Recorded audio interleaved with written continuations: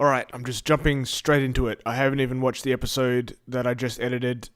This particular episode, that is. I'm just gonna play it, and we're gonna see what happens, and it's gonna be fun, and we're gonna see two fairies, and they're gonna be really polygonal, and it's gonna be crazy. Alright, let's do it. So, last episode, we attempted to get around these skullwaltulars, or sculptulars. There's different varieties. I'm not sure how the species works. I'm being pretty gutsy here. Great fairies, actually, not normal fairies. If we wanted to see normal fairies, we could go to any fairy fountain. We want to see great fairies because they have magic. And they can improve our herodom. Alright, I attempt to kill this one by throwing a bomb at it. And it works. I can't believe it. I can't believe that I actually managed to pull it off. But we did end up activating this gossip stone with the shake symbol, and off it flies. I'm actually quite pleased with my camera work there. You can see the rotating clouds around Death Mountain. Funnily enough, those gossip stones come back, so I'm not sure when they land.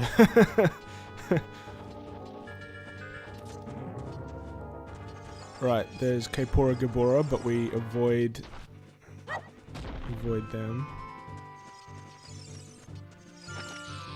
We bomb this wall, and this will give us access to the Great Fairy Fountain. The first Great Fairy Fountain of the game. I think there's only 3. We get the third one later on. No, there must be more. There must be more Great Fairy Fountains, because 2 give you the swing sword ability, you know, the one where you spin in a circle, and then another one gives you, and then 3 give you the 3 spells you can do. Just give you a quick look around this room. So there must be 5. I can't remember now. I'm not sure. Alright, we had our Ocarina out. No, that's not correct. The first thing we do is desecrate the fountain.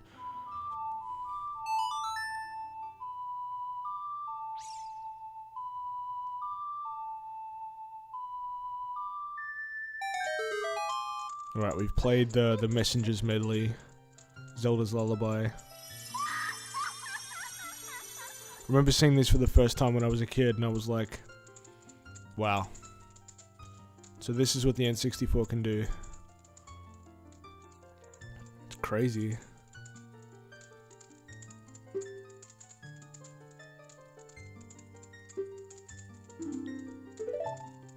I wish I could do that with my hair. I wish I could, like, bend it and make it move according to my will.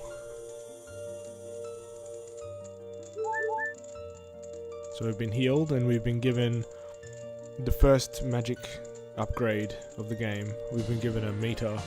No, this is not Din's Fire. This is the spin attack, yeah. So this is the first upgrade of the spin attack that we get.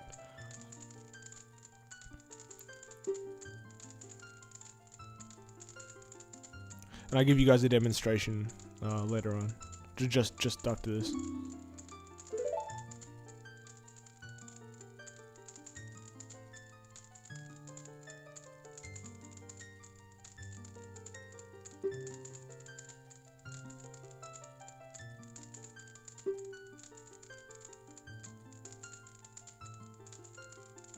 So obviously this is telling us about the next fairy fountain that we need to go to, the Great Fairy Fountain. I gotta keep saying that.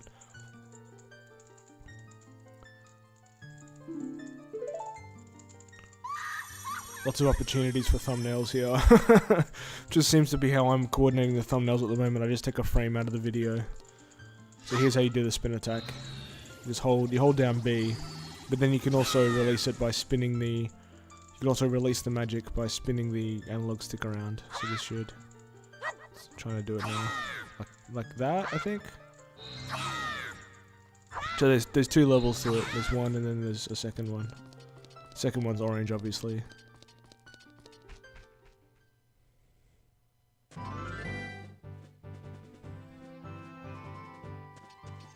Right, we need to get a lift down, and luckily Kaepora Gabora can give us one. Oh, but first we need to head into the Death Mountain crater, because there's a box easily accessible to this entrance that allows us to get a gold sculpture. This is a cool cinematic. First time we see the Death Mountain crater. But we can't stay here very long because it's way, way too hot. We need some sort of protective device in order to survive in this environment. But luckily we don't have to stay very long. I'm not sure if it's a game over if you do stay in here too long. I think you just lose some hearts.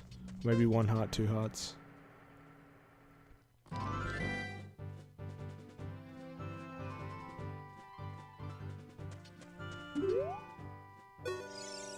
Right, there's a very serious looking owl.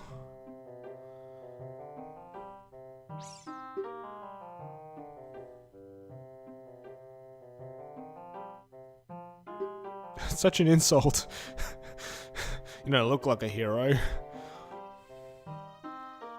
I'll lend you a wing. Grab on. It's not like Mario 64 where you've got to press A to hang on. This is a pretty cool cinematic. I like the nighttime aspect to it as well. It's dynamic, you know, it depends on what time of the day you actually do the flight. So luckily at sunset it looks very orange. It's beautiful.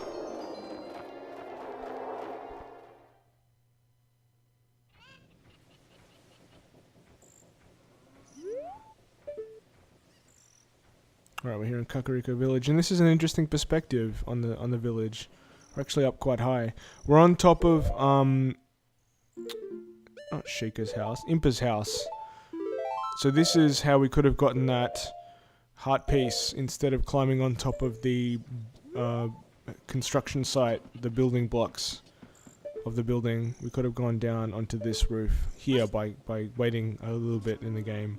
And I'll take you in here to show you that it truly is the place that we visited earlier. So here's the cow. We had a heart piece here before. So we didn't have to work as hard as we did last time, but I wanted to show you guys a neat trick that you could accomplish. It must have been an afterside because the trajectory that you follow when you're on the cuckoo, when you leap off the construction site, isn't quite correct, and I think they must have added the clipping in later so that people could, you know, complete the maneuver. Right, this is the second reward that we get for completing the Gold Sculptures collection quest, and it's not a very good one. I could never get my Rumble Pack to work. Did you guys ever use a Rumble Pack? Could you guys ever get yours to work? I could never get mine to work. I had a crappy old one that I got from secondhand, and the battery kind of exploded inside the battery compartment, and so there was a lot of corrosion. I've still got the Rumble Pack, but it just doesn't work properly. It would have been cool to have it for Star Fox. That would have been a pretty cool one.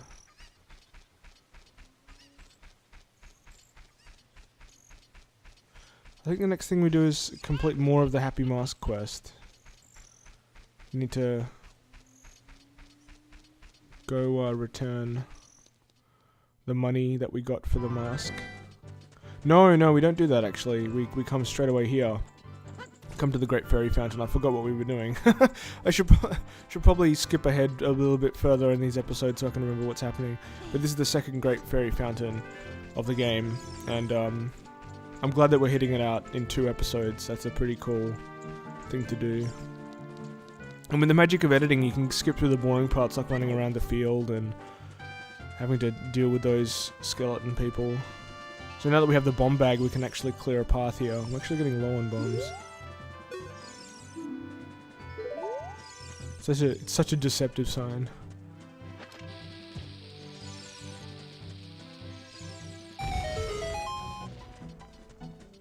Right, and we can only get access here as a kid because obviously this place transforms when you become an adult. So the flames are green here. And I think the atmosphere is a little bit more purple. I think green is the complement of purple. I can't remember. In complement means the opposite color.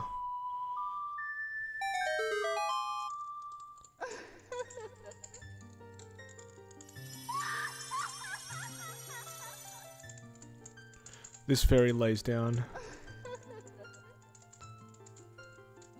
I don't know how Nintendo got away with this. Maybe it was just too polygonal to too polygonal to actually resemble anything, and the kids wouldn't mind.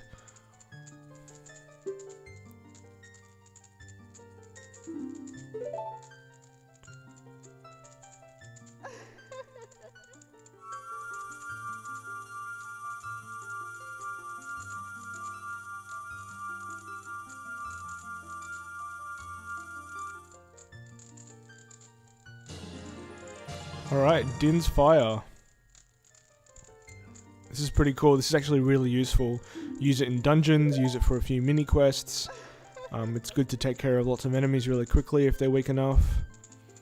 I think it's probably the most useful spell out of all of them, because you've got Faeries Wind and Naru's Love, and I think Naru's Love gives you more health or protects you with a shield. But Faeries Wind is pretty much useless, the green spell. You can use it to get out of dungeons faster, but it's not really worth it. But anyway, I'll show you how to use Din's Fire. This is how you use it. Boom. Pretty cool. I wish I could do that in real life. That'd be really dangerous though, but you could imagine the cool things you could do with it. Actually, I have no idea what the kind of cool things you could do. Alright, we'll end the episode here. Thanks so much for watching, guys. I think I like to thank you guys at the end of episodes. It's a pretty cool thing to do.